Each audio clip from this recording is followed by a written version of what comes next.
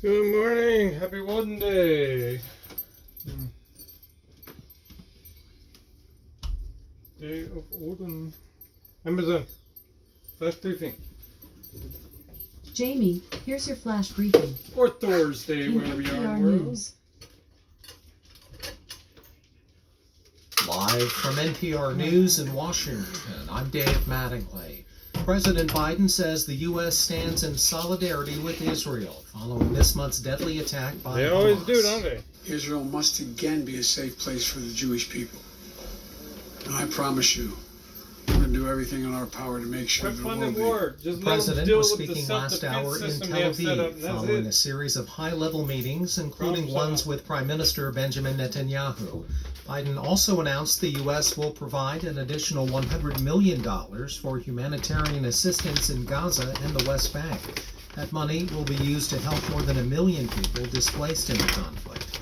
Netanyahu's yeah, office man. says no Give humanitarian weapons, aid will go from Israel and then to humanitarian Gaza aid until to both hostages sides. are returned. So you're But always Israel looking like says you're it doing will something allow good. Egypt to give food, water, and medicines to South Gaza only if that aid does And the not truth reach is, Hamas. You're the The culprits. president's causing trip the to death, Israel comes a providing it. day after an explosion at a hospital in the Gaza Strip left hundreds dead. Citing data shown to him by the Pentagon, Biden says he doesn't believe Israel was responsible for the blast. Hamas claims an Israeli airstrike. Israel says it was caused by an errant rocket fired by Islamic Jihad. NPR's Aya Batrawi says Israel continues to bomb areas of the Gaza Strip. Tasneem Ahed's home has already been destroyed in this war.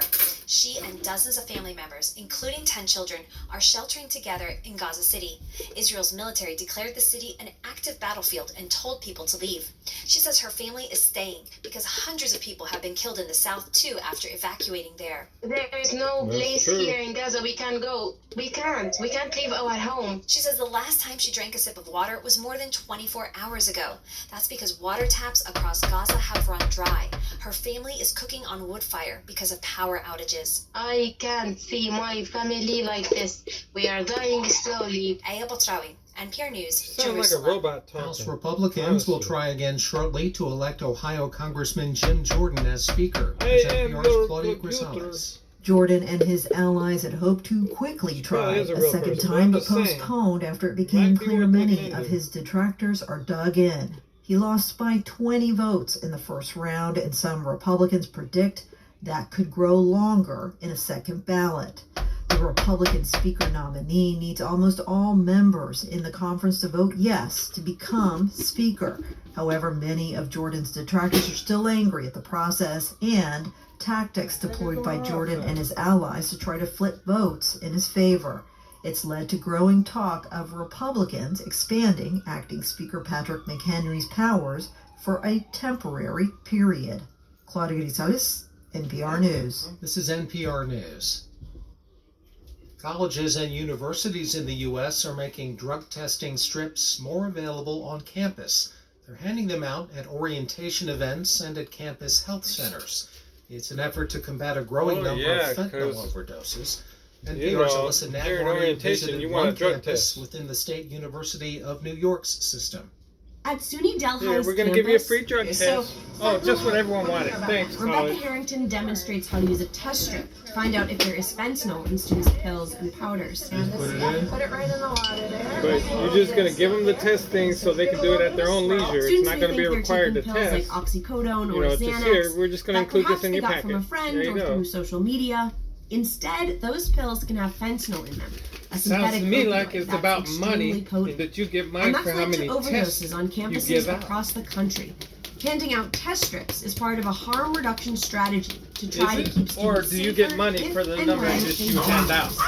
Alyssa Nadworny, Because I'm NPR thinking News. it's the money. The Philadelphia Phillies are up 2-0 in Major League Baseball's National League Championship Series. The Phillies routed the Arizona Diamondbacks last night 10-0. Kyle Schwarber hit 2 home runs for Philadelphia. Game 3 is tomorrow night at Arizona.